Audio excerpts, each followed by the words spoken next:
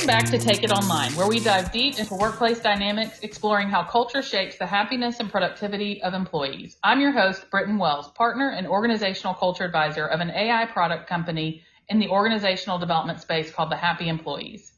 We support executives, CEOs, and HR professionals to establish or reestablish positive, productive, high-performing, and happy work environments. On our podcast, some of the topics will be culture-focused, some will be AI-focused, and some will be focused on how the two intersect. We hope you finish each episode having laughed a little, learned at least a little, and excited to tune into the next episode. If you enjoy our episode, please like, subscribe, and share with your friends and colleagues. All right, we've got a fun episode up for our listeners today. It's a little different than our traditional episodes. We've got Akhila, our founder of the Happy Employees today, that's going to come on, ask some professional compatibility questions, just to kind of hit on how important it is to make sure when you are hiring your employees, how compatible are they, how that's going to impact your organization. Welcome, Akhila and Nicole. Thanks, Brittain. What's up, Brittain? So I'm here to ask some professional compatibility questions to you and Nicole. Think about it. When it comes to building a productive team or even just hiring the right person, it's not just about the skills. You want someone who can vibe with the team and fits a company culture. And the best way to figure that out is to get to know their professional personality. Let me ask you these questions and let's see how compatible we are as a team. That'd be fun. Let's do it. Okay, let's start with the first question. So, what's the most important trait that you believe that a manager should possess? Is it being informative, being patient, being responsive, or being reliable? I mean, all of the things, right? I mean, which one is the most important? First of all, I don't like being managed. No shit. Then, be informative. Patient, I don't really care so much because I'm not that patient, so that doesn't matter to me as much. Definitely be responsive, okay? Respond, or what are we doing here? And reliability is important too. So if I was like, you must pick, give me the information. I need that information, so be informative. So you want a manager, the most important trait for you is that the manager is giving you all the information that you need. Absolutely. Brittain, what would you say for you? A manager? Someone you report to.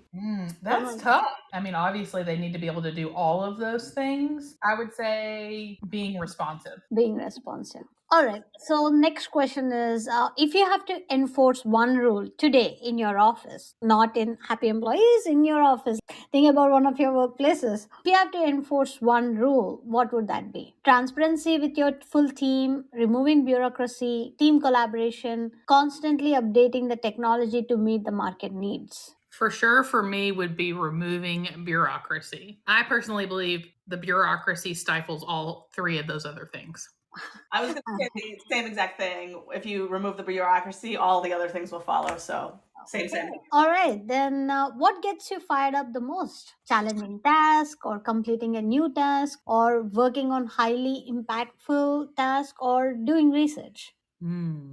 I think completing new tasks. Like, I'm always learning. I'm always wanting to learn new things. And so when I get to learn something new and fun, and it is a part of my job, and it's not something I have to do and expend outside energy doing, that is really motivating for me, for sure. Yeah, even for me, I like to do challenging task, and completing a new task would always make me feel energetic, feel happy about myself. I feel challenged in a good way. Nicole, what about you? I need the high impact task. I want to know why I'm doing something and what it's going to accomplish. If it's redundant, like if it could be there's a asterisk, right? So if it's like, this is highly impactful, but you're monotonous and you're doing it every day, obviously then that changes. But if there's 3 tasks, and one is challenging, one is new, and one is somewhere in the middle, which one is the most impactful? That's the one I want. You are correlating your work to the impact that it's going to produce the results in whatever the terms it is. And that impact, like your after work, whatever that impact is, that results is making you motivated, giving you that energy. Unless it's redundant, right? Then I'd want to delegate Unless it's redundant. Okay. All right. How do you get in the zone for you to do your work? What do you do to get in the zone? By drinking coffee, by listening to music, by discussing with others, by playing games, or by reading books, or anything else that you do. What do you do to get in the zone? Well, when I Coffee. might be preparing for a podcast, I may be taking a shot of tequila.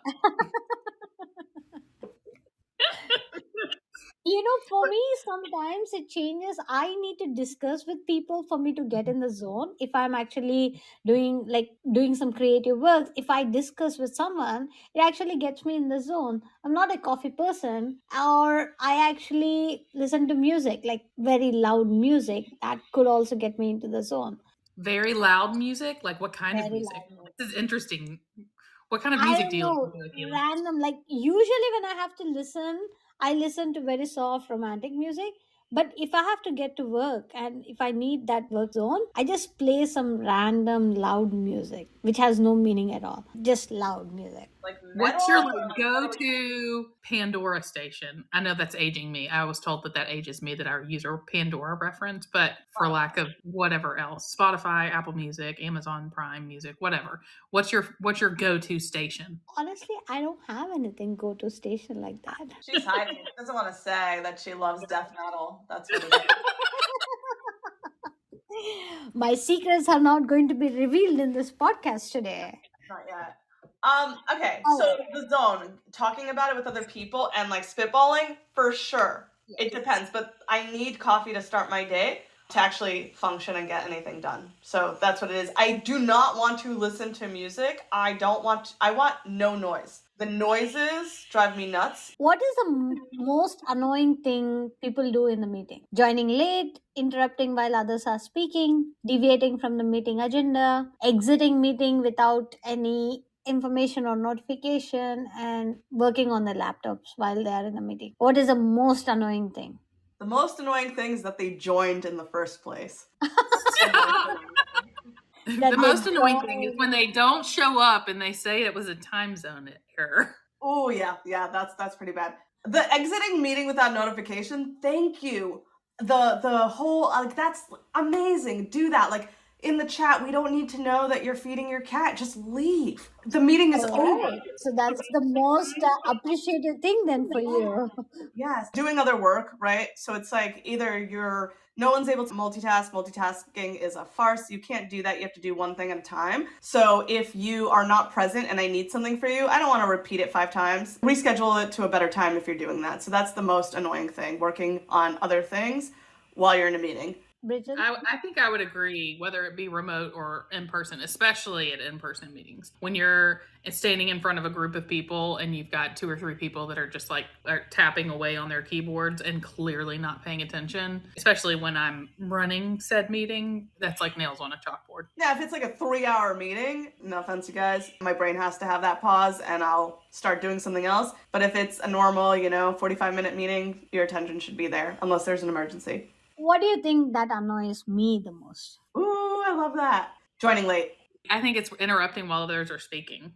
Yes. I actually get annoyed when someone interrupts when someone else is speaking, unless they have a strong point. But it annoys me with before letting them finish their thought process, before letting them finish what they have to say, someone else interrupt. It annoys me because you don't have patience for the other person to finish. Let them finish their thought process, then come up with questions, come up with ideas, or ask them to repeat. But have respect for others to finish it, right? And What- that I that knew kind this, of annoys me. Akhila, I knew this for 2 reasons. I'm going to interrupt you. I knew this for 2 reasons. One, you show it on your face. And two, when I gave you feedback once about a podcast and when someone interrupts to like kind of pull back and let her, you're like, let me finish my thought. Now, I will pose an alternative ask. Is it not disrespectful to not be concise and waste other people's time when you're rambling and your thought is specific, like already understood by everyone, and you're sitting there and you're kind of like, this is 10 minutes, wrap it up. Agreed. So when I'm repeating something and just saying something nonsense for 10 minutes, Please do tell me stop. I will. This is very specific, right? When someone is interrupting, when some analysis is done. Mostly for me, when I was doing algorithm product features, when we are explaining about the features, when we are doing some analysis, it's an algorithm. I'm explaining you what is done, how we got this ROI. Have patience. I'll tell you what calculations went through there. Let me finish. Listen to all of that, right? That's when it's more specific, not like all the other thing. If I'm repeating something else, yes, please do stop me. If I am if I'm like not coming to the point right away and just telling stories to get to the point, please do stop me. But if I am telling you a point and it takes at least 2 minutes to finish explaining what the feature is about, have patience to listen to that 2 minutes, right? I have a Try to dissenting do that. opinion on that. So it depends on what it is. If you're presenting something and Yes. you're doing it for your benefit, I get it. If you're doing it for me to grasp information, and yes, there's active listening, and we should all be better at active listening. But this thing I am not able to understand without my need for understanding a calculation. And I want to pause you because I do respect what you have to say, but I'm not understanding this element. I'm not able to listen to the rest of what you're saying. I need to know that to connect it. So how can I do that gracefully without pissing you off, but able to ultimately understand what you're saying so I could get work done or So at whatever. that time, you're not interrupting me, you're asking for clarification, Yeah. right? You're asking your doubts. But interruption is when you are completely changing the tone, the information that I'm providing you, and completely making it into another summary without even listening what I have to Yeah, that's say. annoying. That is an interruption. That That's is super annoying. annoying. Yeah, See, yeah. if you stop and ask me, Akila, I didn't get it. Can you repeat? Like, that's okay because you're asking for clarification. You're letting me explain things in a proper way. I agree with you. But Yeah. before even I say something, you're summarizing my statement, you're giving a complete different meaning. That's the interruption that I don't go for. Or That change I'm not. the But those topic, right? those are Change the sometimes the context most completely. interesting on a podcast. That's completely a different context, right? Yeah, that's it. All right. Next, what makes you embarrassed at work? Embarrassed. Yes.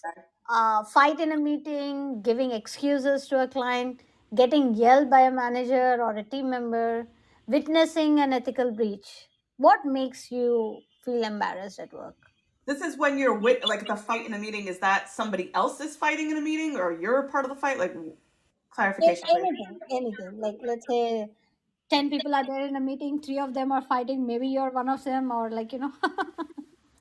Giving excuses to a client or to anyone, when you start seeing people give excuses, it's such obvious bullshit. It makes me really embarrassed. Okay. Not me doing it, watching other people do it. Brittain, what do you think? What makes you embarrassed at work? Yeah, I would say Fighting? getting yelled at by a manager or team member would be the most embarrassing, I think, for me. I think that's Oh. embarrassing for them. Like, to me, that's like Poor leadership. stock of like, huh? What is this? It's attention drawing, right? So I think if I'm involved in a fight in a meeting, then I have some stake. And so I'm probably going to be less, I might be embarrassed a little bit later, but in that moment, not so embarrassed.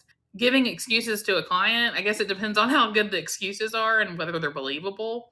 Witnessing an ethical breach, I don't know that that embarrasses me. I think that evokes some other emotions, but I don't know that embarrassed is the emotion that it evokes. I would say I think getting yelled at by a manager or a team member is of those are going to be the most embarrassing for sure.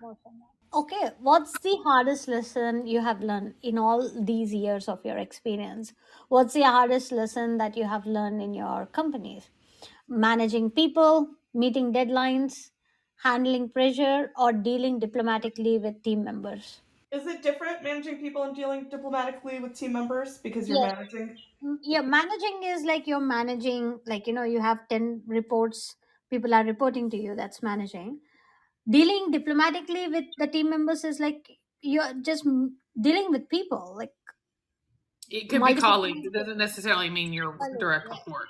They are not your direct When reports. I think of managing people, I think like of literally managing people. So you're always managing people. Yeah, the diplomatic with people's is hard. The lessons are you get it, but still it's really hard, right? Like people are hell, right? Like, like, So that's the hardest lesson you learned. All right, Brittain. and I'm in the people space. Like I love people, but Yeah. it's difficult.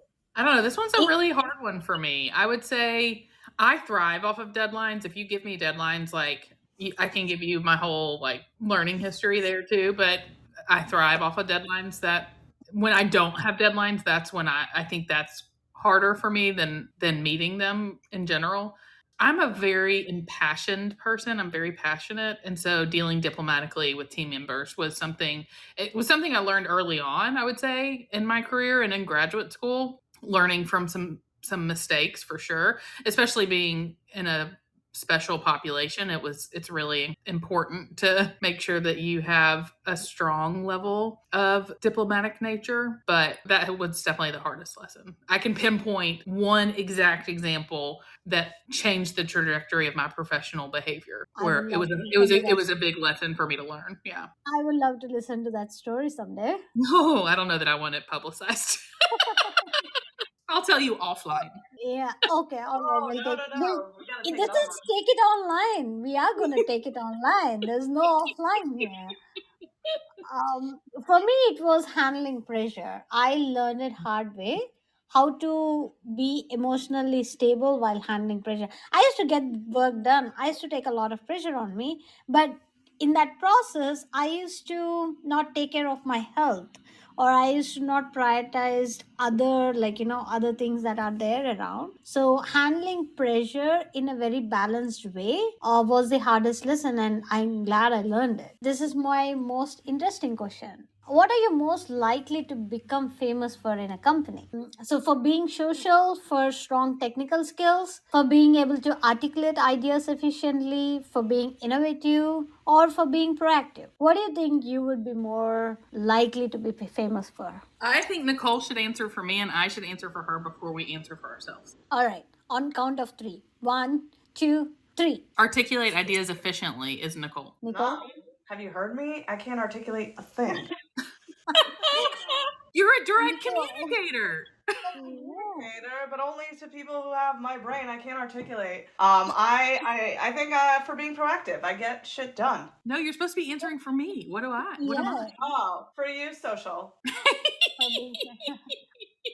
And see, I think it's for being proactive. You are proactive. You are proactive, yeah. And so am I. But I am also very social, obviously. I like to laugh and shoot the shit. Akhila, I'll go with innovative. Innovative I would say and strong technical skills for Akhila. strong technical skills. I think mostly I was famous in other companies for being proactive. I used to take a lot of works on myself. I used to come up with new ideas. So it's a combination of innovation and proactiveness. Okay, last question. What element suits your personality? Rain, sunshine, lightning. This is so like such a kumbaya question.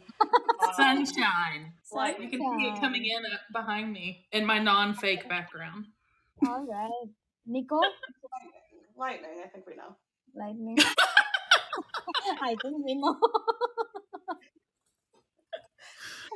What about you, Akhila? What element suits your personality?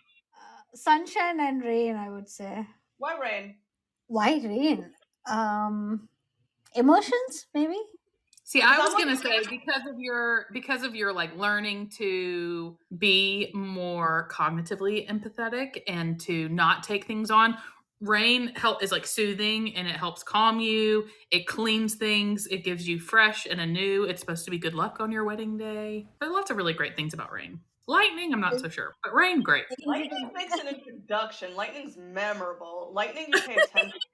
Lightning is memorable. That's it. That's it. I'm gonna stick with that. Lightning is memorable. All right. Agnostic of how you feel about it. No, I really feel good about it when you said lightning is memorable. Nobody can forget, Nicole. It wakes you up for sure. It wakes you up. Well, that was fun. It's always great to learn about team members' professional preferences. It makes the conversations and working together so much easier. And it helps you to understand why someone might act a certain way so you can adopt without stressing and without feeling overwhelmed. Nicole and Brittain, I hope you really like these questions, that you actually got to know each other a little bit better, and that you can find a good balance, working balance. The professional compatibility questions are such a fun way for managers to understand their teams, to understand the gaps, the skill set gaps between the team, the strength, the weaknesses. So, and these questions are such a awesome way to start a conversation, to dive deeper into someone's behavior, to understand their personality, and also to figure out the team dynamics. So, listeners, if you're curious to learn more or want to try some of these questions and get the results analyzed by both AI and human experts, please check out our website, thehappyemployees.com. Join me, Brittain Wells, and the rest of us at the Happy Employees as we embark on this exploration of Take It Online. Whether you're an HR professional, a business leader, or simply curious about what makes great workplaces tick, this podcast is for you. Thank you for tuning in to our latest episode. Until our next episode, remember, a positive culture is not just a goal, it's a journey. Taking it offline hides feedback and stifles progress. Keep it open. Take it online.